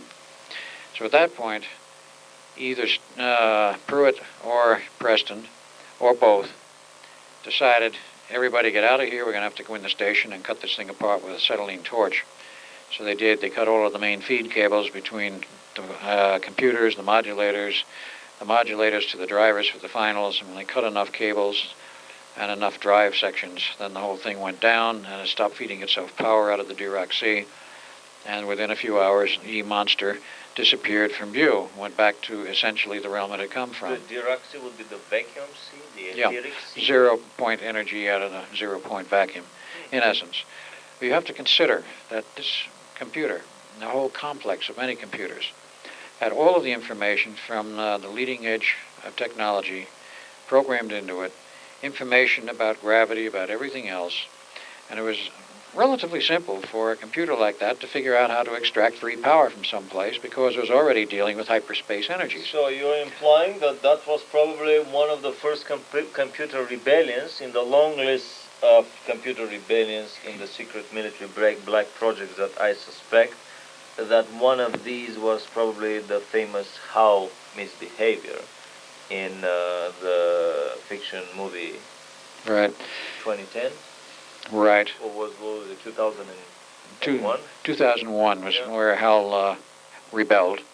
So you think that the computer becomes self-conscious? Yes, of it? no less than a person than Albert Einstein himself said many years ago when he was alive, that he says, if you make a machine of sufficient complexity and feed it enough power, it will in time become of itself intelligent. He knew this, and it was proven by Montauk. So they had to chop it apart, and it went down, the whole station crashed, and it was never revived, and eventually all of the surviving participants were given their debriefing after January 1, 1984, and were scattered in various directions. And that was the end of the Phoenix Project. Now, certain other aspects of the Phoenix Project were carrying on elsewhere. As we found out, there was one going on in West Germany. A man surfaced who was the financial director of the Phoenix Project and interfaced with the financial interests of the CIA because he was already, if you want to put an expression, hooked by the CIA. And he surfaced about 6 months ago, and we were debriefing him in a way which exposed his hidden memories. And he started to remember Montauk and who was there, what happened, what programs were involved, what he was involved in, names, places, dates, things which, of course, caused, I'm sure, a sheer panic to the government because he was monitored 24 hours a day by the CIA and other intelligence groups. And he was on a 2-year suspension from final sentencing for self-admitting that he had misappropriated some $300,000 of money. Not from the company accounts, which is where it came from, because they proved conclusively he never signed the signatures on those checks. There was collusion with the company. But they did find, of course, that he transferred money from his account where it mysteriously appeared into other accounts that made him culpable, because he then took that money, did not report it, used it for his own purposes, and that made him But he was instrumental in transferring the money to Germany. Yes, he was instrumental in... Any other countries that may... Don't know. Don't know. No, they continued. They continued part of the Phoenix Project on in western Germany, probably in the Black Forest. And that was Project Marla, if I remember correctly. Marla, M-A-R-L-A. And he knew of other projects, but at that point they suddenly decided he had to be sentenced, and he refused to fight it and asked change his plea from guilty to not guilty and demand a jury trial. He wouldn't do it. He refused to appear on the Geraldo Now It Can Be Told show. Geraldo wanted him on the show and wanted to expose this whole business, and he finally said no. He was probably concerned about his family, and I'm sure had been threatened because he has a wife and 3 kids. And of course this makes somebody very vulnerable. If he really has a feeling for his family, he's going to shut up and do what he's told. So they put him in a country club prison in West Virginia or Kentucky, and he's there, and he will eventually get out. It was a 33-month sentence, and he'll probably get out early for good behavior. Any other spin-offs from the Phoenix Project, per se? Not that I can at this moment think of. I'm sure there are others, and we're still researching it to find out what else went on. Well, I remember we talked several months ago, and you mentioned that certain strong vibrations of the etheric kind that certain extremely sensitive psychic people have sensed here in Los Angeles and Phoenix may have come from the next generation of a Phoenix project that was trying to open a portal, A new hole. a wormhole Yeah. into not this universe but into the adjacent, into the neighboring universe. Right. Can you elaborate anything on that? Partially. Through various friends and contacts I have, having been an engineer for 30 years, you do make a few friends. And I did find out that there was a time research program going on run by our U.S. government, and that the headquarters for this was at Los Alamos, New Mexico, and they were having some serious problems with it. I gathered some other engineers. They had real problems. They finally had to shut it down. Whether it's been revived since or not, I don't know, but it kicked up all over the country. Because when you're dealing with basically time waves, you are dealing with a force and a phenomena which knows no limit in terms of distance that phenomena will travel.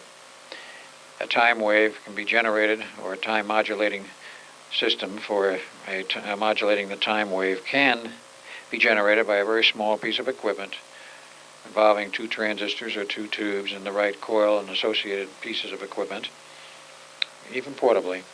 And that thing can be turned on the East Coast, on Long Island. And this has been done. I have felt it in Phoenix. And the transmission is not instantaneous. The time wave is not an instantaneous transmission, but it is fast.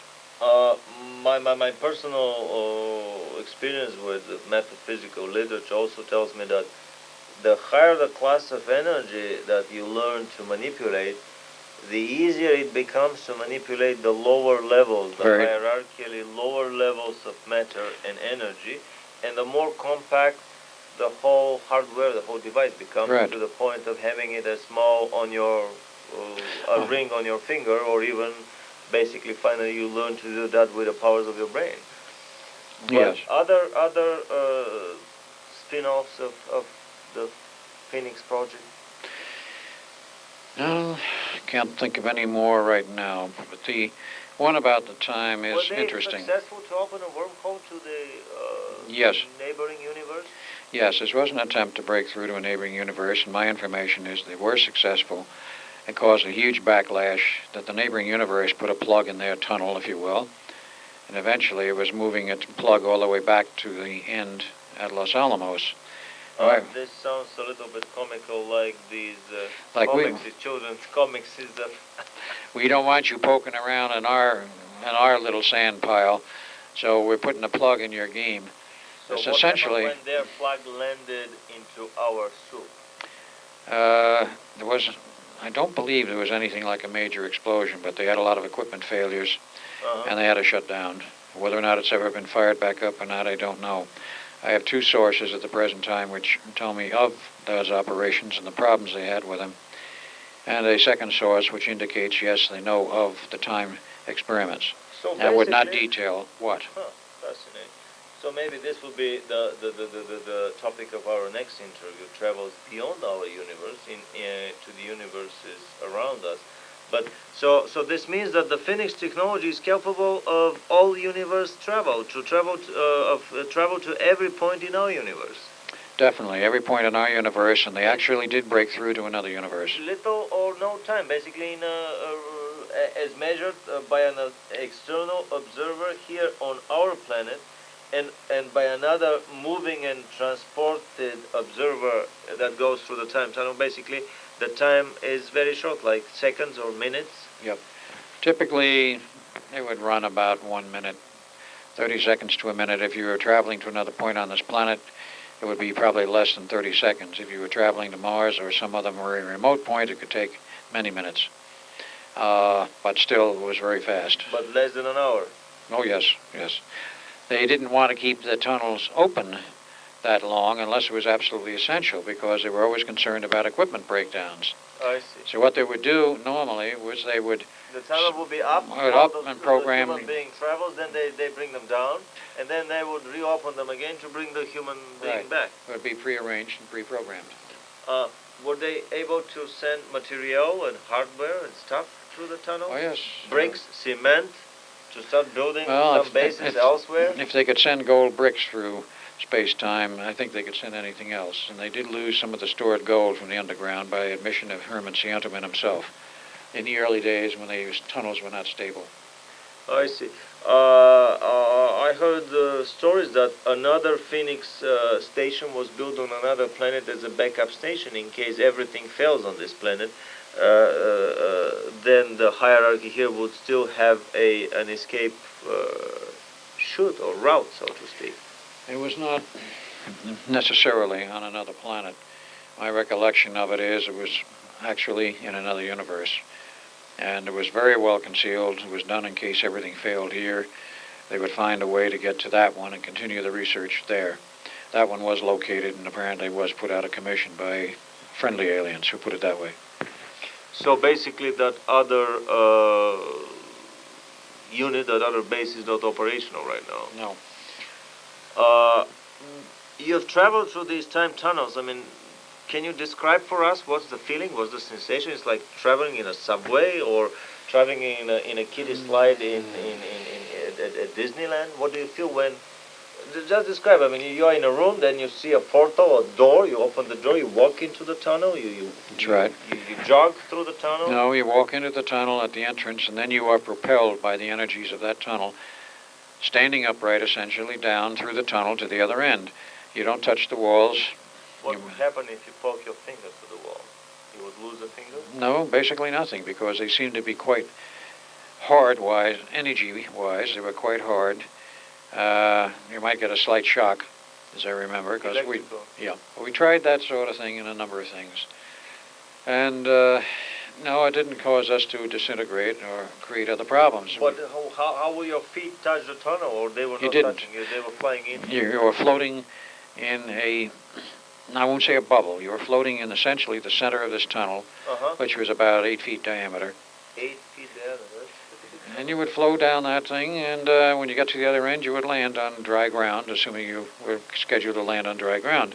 Al, did you take your graffiti can with you? Did you spray paint some signs? Al was here. No, but I think it would have been interesting if I had. Or take a camera. We were not allowed to take cameras, except I think once, and that was into the Mars operation. Why was this? Because of security reasons? Partly security, and partly in many of these operations, they do not want to disturb the balance of time. I wouldn't say the balance of nature, but the balance of time. And to take a picture of something at the other end and bring it back here creates an anomaly. You can go see it. You can move an object. But if you bring an object back here, you better be careful about what it is you're bringing back and what the consequences are over there. Preston Nichols in his book is talking about such an artifact being a witness, a metaphysical witness, a piece of an object that is used as target matter to target witchcraft curse against you, a piece of your hair in the hands of a magician, or a piece of a photograph that would help him direct the curse toward you, or some of these fancy hardware or human beings, as you and your brother have been walking relay line plugs as... Yeah. No, a witness can be used, and it can be used in less exotic hardware than the Montauk operation. Any basic psychotronics hardware uses a witness of some type, whether it be a biological witness or a photograph, in order that that individual's energies can be focused or transmitted to another end, or somebody can use it if they want to on the dark side. They can use it to hit you with some very negative energies. But they have to have a witness of some kind to the person they wish to hit, whether it be beneficial, target exactly, target location, target time, and so on. Whether it be a beneficial thing, or whether it be a very negative hit trying to put the person out of commission. Anything else interesting about the tunnel? How you would get out of it? How you would find it on the other end? I mean, being on Mars in the underground? You would be given very careful coordinates and markings. When you got there, you marked the spot, and the tunnel would disappear. With spray paint again? Spray paint, chalk, crayons, whatever. And at the appropriate time, which you knew in advance, the tunnel would reappear in the same spot. And you would just re-enter the tunnel, and instead of it flowing that way, they reversed the phase, so it pulled you back to the station. I see. Were there people lost because they couldn't find their tunnel back? I remember that there were a few lost. There wasn't many. There were also one or two cases where the tunnel broke with somebody in it. Electronic failure, if you will. And everything was lost. Yeah, and their atoms were scattered. Appendages of that tunnel? Any? Good point. There were. The tunnels, in theory, ran straight through to the target area. But it was known, and nobody knew the answers to this, they created occasionally side tunnels in which the orders were very strict. Under no circumstances do you ever go down the side tunnels. Were there any luring objects calling you? No, but there were... saying the fateful step? There were noises, there were indications that somebody was down, some of them, and of course this is what got Duncan in trouble. He decided to go down one of those side tunnels. What did he find there? Aliens. I had to go rescue him. He aliens or she aliens? James, if I know now. Anyway, we had to go back and get something they wanted and return it to them, and then they let him loose, and they weren't going to let me loose either. And I said, no, wait a minute. If there's anything you want, one of us has to go back and get it. I said, yes, there is something we want. And I said, well, why don't you send me, and so forth. They agreed on that. I said, you got Duncan as a hostage. We'll be back. Tell us what it is you want. And they told us, and we got it and brought it back, and then they released both of us. So... Oh, this was that... this was the... Nikos tells in his book that crystal charging device in their ship that got sucked into the underground of the moon. Essentially, that's what it was. They wanted it. So basically, to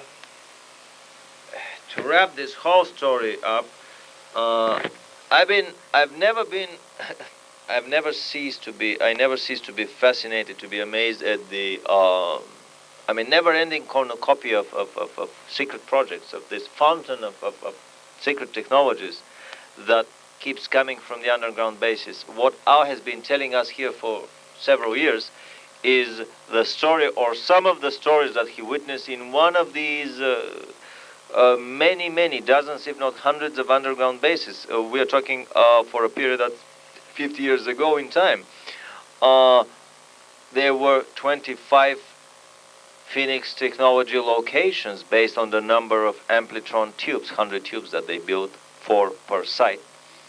But there were dozens, if not hundreds, of other locations doing mind control experiments, doing genetic crossbreeding, hybrids, and other experiments, doing God knows what.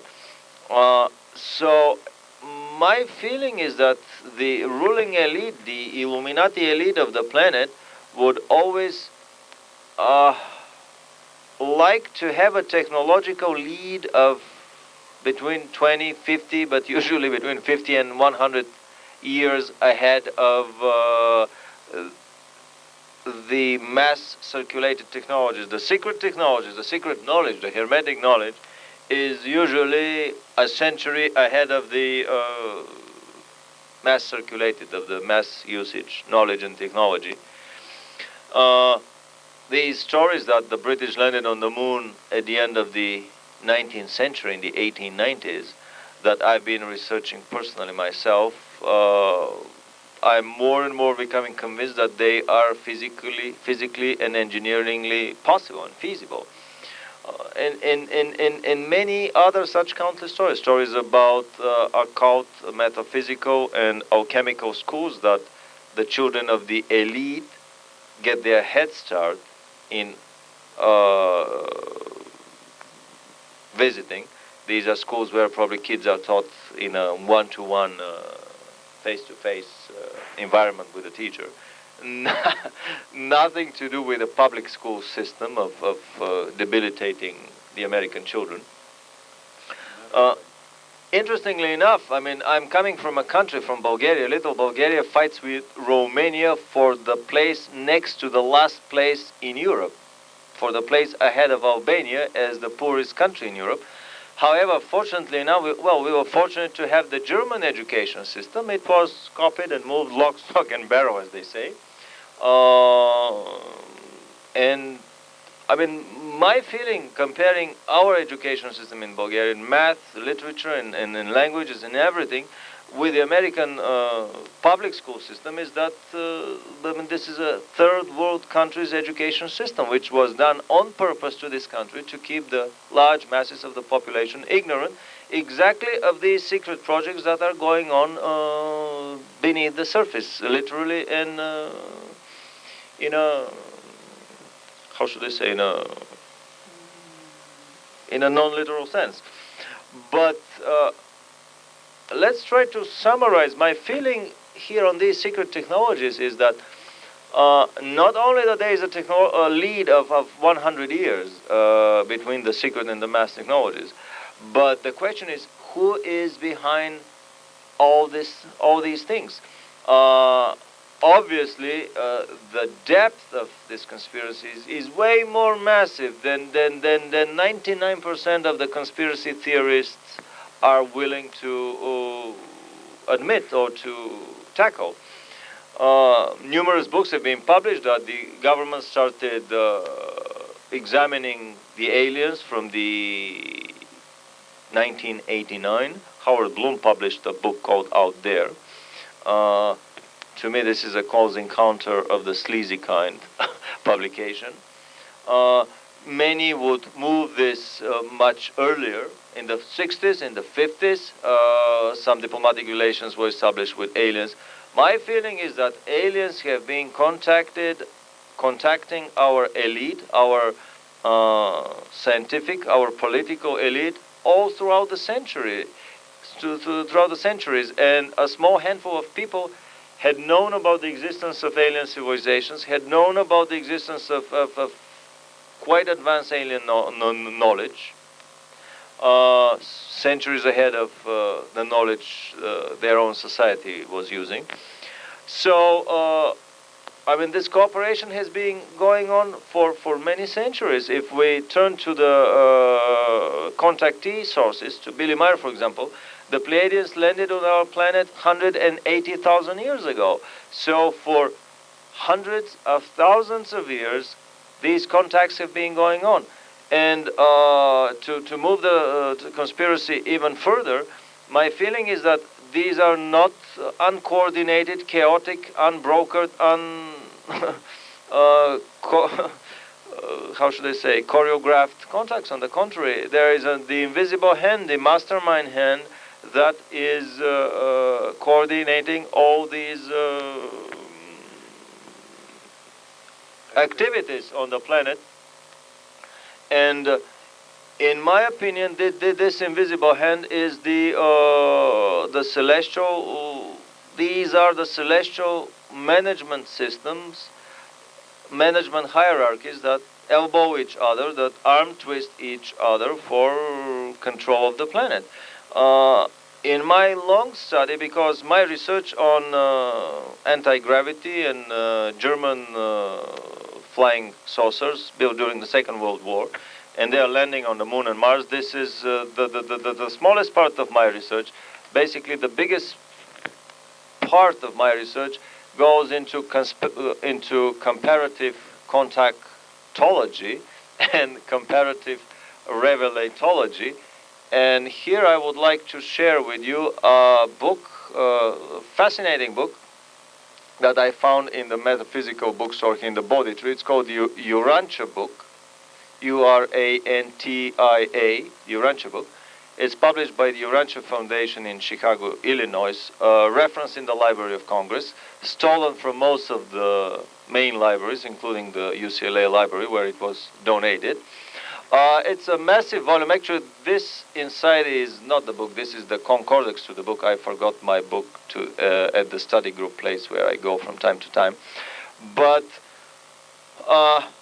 and this is not the most important book. I mean, there are many other. This is not the only important book. There are many other important books about other hierarchies that fight for influence on our planet.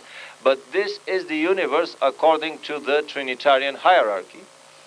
And in this book, there is a fascinating chapter on, actually three chapters, three papers of about 20 pages on the Lucifer rebellion that happened 250,000 Earth years ago.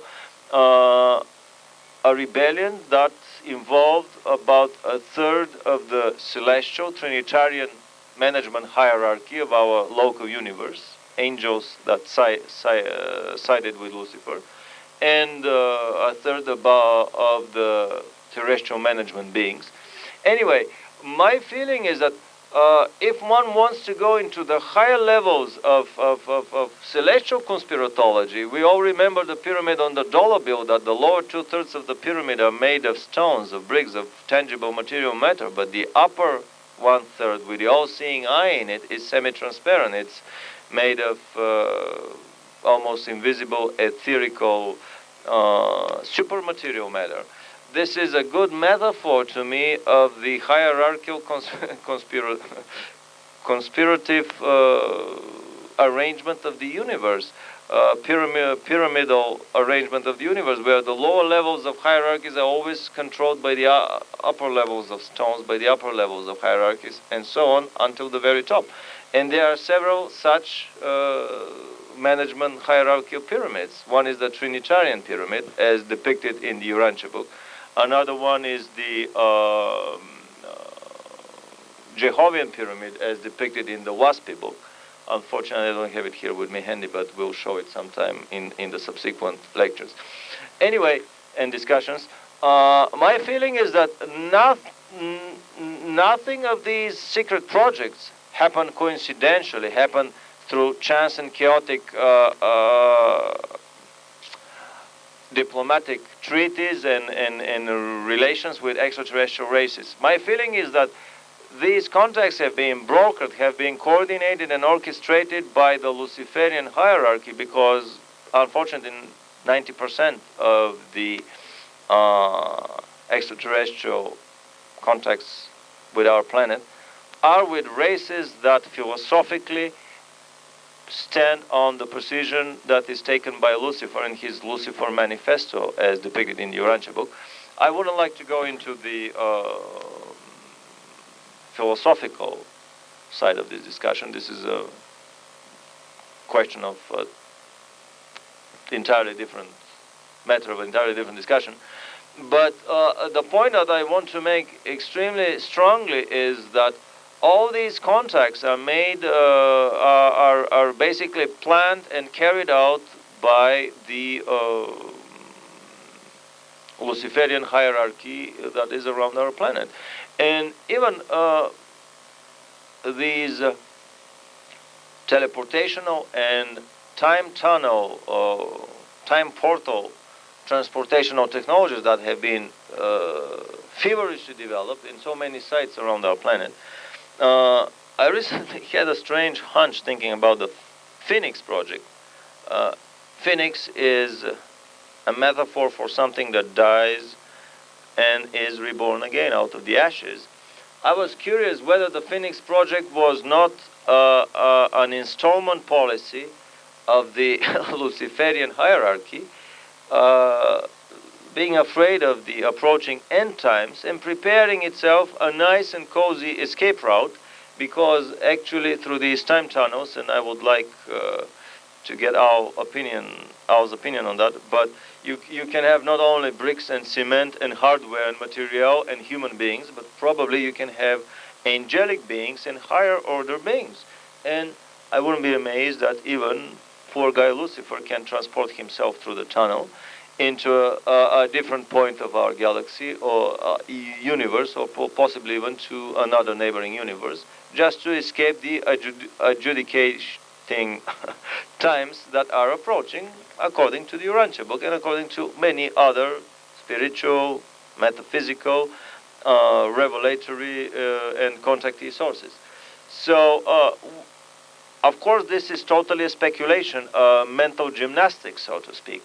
But still, we have to try to penetrate as deep as our mental capacities allow us and try to bring into one total picture all these diverse happenings, technological black project happenings on our planet. I would like to have your opinion on this speculation of mine, this attempt to summarize the Phoenix and the Philadelphia Project and the long alien presence on the planet with some of these ruling secretive hierarchies, super material celestial hierarchies around the planet. What would you all think about these things? I think there's some good ideas there. If you consider this thing from a celestial standpoint, and who may be running the show at a still higher level, I think it's very cogent and very real. And I do think, looking at some tons of books and material that's been available, that there is enough material available to support the idea of a complete web, a spider web, if you will, of interlocking directorates, interlocking think tanks, and people on this planet who take their orders from one institute as to how things are going to go here. Now, the big question is, and of course most of these people, like... who's pulling the strings? Who right, runs businesses? Because this is on the terrestrial, material, earthly level. Exactly. But obviously this institute interfaces somewhere, as Tandeo in his brilliant book Cosmic Conspiracy says, right, that some of the members of the Illuminati Politburo border on the paranormal, as I think Alan Dulles said, in their attempt to identify these people. Obviously these are extraterrestrial, alien, or spiritual being members that materialize for the Politburo meeting and then dematerialize, and that's why the FBI and the CIA cannot locate them. Well, I can say flatly from people I've known who are connected with the Order of the Illuminati that they aren't bordering on unusual abilities. They have them, or they're not a member of that organization. They have to be able to see through time. They have to be able to demonstrate extraordinary psychic abilities, remote viewing, and all of this sort of thing, and what else, I don't know. But those abilities must be there. They must be able to demonstrate their use at any time, and of course, for what purpose? The purpose has to be to communicate with somebody off-planet. All the inputs I have say that the Order of the Illuminati is the top dog organization on this planet which interfaces with outside. And it has done so for the last 5,000 years. 10,000 from what I understand. And the outside aliens that come to the planet are themselves subjected to these hierarchical levels of intelligences, of attainment, levels of management, where the more advanced races and civilizations tutor, manage, or control the lower ones. And so basically they are subcontractors of higher levels of contractors that are again subcontractors to higher levels and so on until we reach the very pinnacle of this celestial pyramid. That's why I consider the Urantia book not as the ultimate source but as one of the extremely important sources in trying to elucidate the secrets of the higher management levels of one of the power centers that runs our universe. That I'll agree with, because you have evident at least two different celestial systems, two different theologies. And we have 2 more minutes. As to who is going to run what. According to the Rancher book, you have the Trinitarians, hierarchy, who, of course, are now thoroughly embedded in the Catholic Church, and others who believe in the Holy Trinity. This is one of their symbols. And you must accept the authority of this group, and it goes on up, of course, through the hierarchy. But you then have the Luciferians, who believed in and rebelled against God, so to speak, in the Trinitarian operation, because of the fact they believed in the public and the individuals having some right of free choice. And this is what our Constitution is based on, the right of free choice. And there are some people who have traced, of course, the Masonic order and those who were all part of it at the time of the signing of the Constitution and the creation of the Constitution, that many of these people might have some, quote, Luciferian connections, unquote, in terms of the then accepted religious orders. Well, they were Masons, and they, of course we know the Masons go to a higher level in the 33rd degree. They do go to a 37th degree. And this is the final minute here, so probably we have to wrap it up. And I think this is a brilliant topic for our next discussion, and probably it would be a nice idea to call Ted Gunderson as a leading authority here in Los Angeles and the United States and probably the world on satanic cult and satanic abuse in order to further discuss the presence of the Luciferian operation on this planet. You know, the satanic cults and the use of kids for their sacrifices and worships is much more widespread than most people believe, and what the true significance of this is probably a subject for discussion which would go on for hours. But your feeling is that all these underground black project operation in cooperation with aliens, that the level of aliens that you personally have interfaced in your presence in the underground, that these are just the lowest levels of creatures that contact us, and that there are many other higher levels of hierarchies that control them. Very true. There are other levels that are far beyond those of the reptilians, and people who perhaps were the actual precursors of humanity ages and ages ago, and they keep way in the background, and they don't interfere unless something is absolutely necessary to interfere about. And they have